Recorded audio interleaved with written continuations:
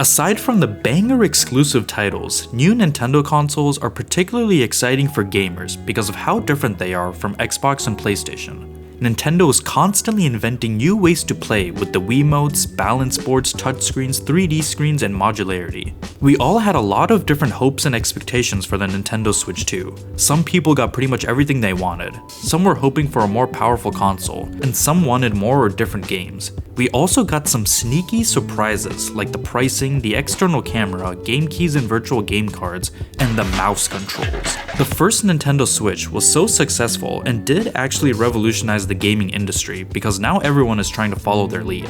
And so it makes sense that all Nintendo really had to do for the Switch 2 is just make it more powerful and release some great games, and most people would be happy.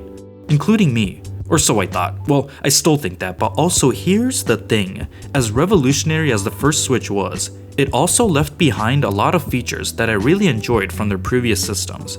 Some of these features, I hoped, would make a comeback for the Switch 2. The first of these features is Street Pass. If any of you are unfamiliar with Street Pass, I give you my deepest condolences. Street Pass was goated. It was a feature for the 3DS that connected 3DS holders. And by that, I mean, you could have your 3DS in your backpack or something, go outside somewhere in real life, and if at any point someone else with a 3DS passed by within a couple of meters, the next time you pulled out your console, you'd see a green notification light.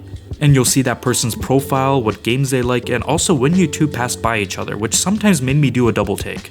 And then they'd be added to your Mii Plaza army, from which you can send them to battle in the included software like Find Mii and Monster Manor.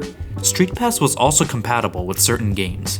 Like in Animal Crossing New Leaf, discovering someone through Street Pass allows you to visit their much more impressive home and buy their much more impressive furniture. This feature, combined with other things like the step counter, were great incentives to take your 3DS everywhere. Seeing the green notification light always filled me with a warm feeling and made me feel connected to the 3DS community. I missed this feature so much that I even made a whole video about it a few years ago.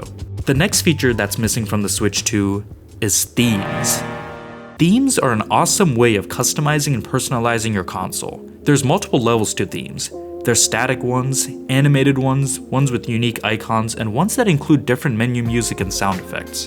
On my 3DS, I have an epic Link Between Worlds theme. And my PS4's theme is, actually don't worry about it. Themes are a great way of making a console feel like it's yours, and unfortunately the Switch 1 and Switch 2 have absolutely no options other than the dark and light mode. The Switch UI is very boring, especially now because it's literally the same as it was for the first Switch, which is now 8 years old. Even though I think themes are important, I was still surprised to see that a lot of other people seem to care about them too. Requests for themes are some of the most frequent comments I would see in Switch 2 videos and streams, which is good. Keep it up. The third feature that's missing is a camera. No, not like that one. I mean a built-in camera, like the 3DS. Okay, I know I'm mentioning the 3DS a lot, but it is one of my favorite consoles. I really liked how the 3DS had all these augmented reality games and let you take pictures of yourself or others and shoot at them in face raiders, or the games that tracked your head movements. Especially now that there's Game Chat, which supports cameras, having a built-in camera would have been a really neat way of video calling friends while playing games, even in handheld mode, without lugging around an external camera. The fourth feature that Nintendo did not bring back is music. There is no music at all for the startup, main menu, or eShop, or any screen at all. It's just silent and lonely, and I really don't want to spend any time on the Switch except in a game because of this. Console music is supposed to be iconic. The PlayStation startups, the Wii main channel screen, the old eShop, go back and listen to these. I am telling you, these themes slap and hit in the feels. Some of you are going to say, that's just nostalgia. And like, yeah, a bit. Nostalgia is the product of a connection made. So what about the Switch is going to make me nostalgic? The snap sound effect? No. I also miss when you used to hover over games and they play a little theme.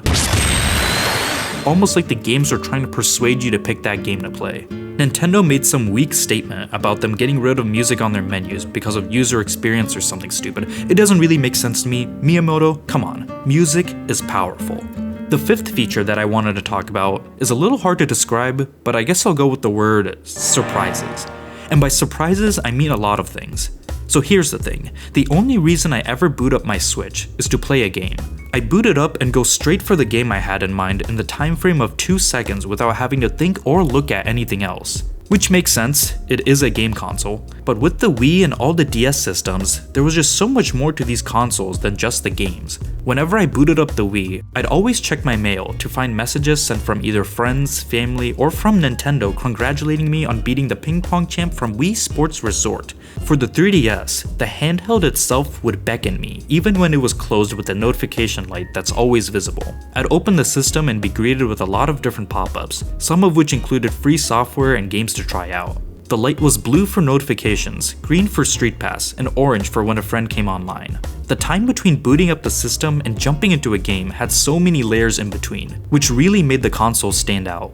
You've probably noticed by now that pretty much all of the features I listed share something in common. They're all things that made me connect with previous consoles. I wanted to make this video because of a realization I came to recently.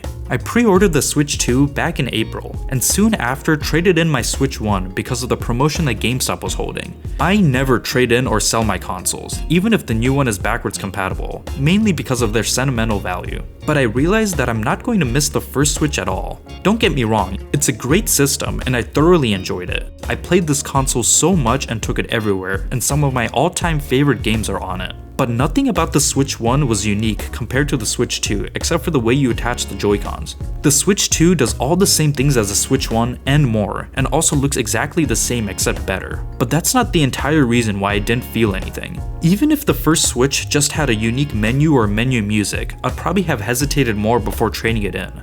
But I didn't really mind that the Switch 1 didn't have the features I mentioned, because it was still revolutionary, and having just come out of the Wii U's flop, Nintendo could have just been a little cautious at the time. But to see these features still missing, even in the Switch 2, feels like multiple missed opportunities. Mario Kart World is awesome, and the Switch 2 is a great way to play games. It feels like it is built purely for the purpose of gaming, which is one of its strengths over PC handhelds. But I also feel like the Switch 2 is lacking personality. Nintendo needs to put some magic back into their consoles.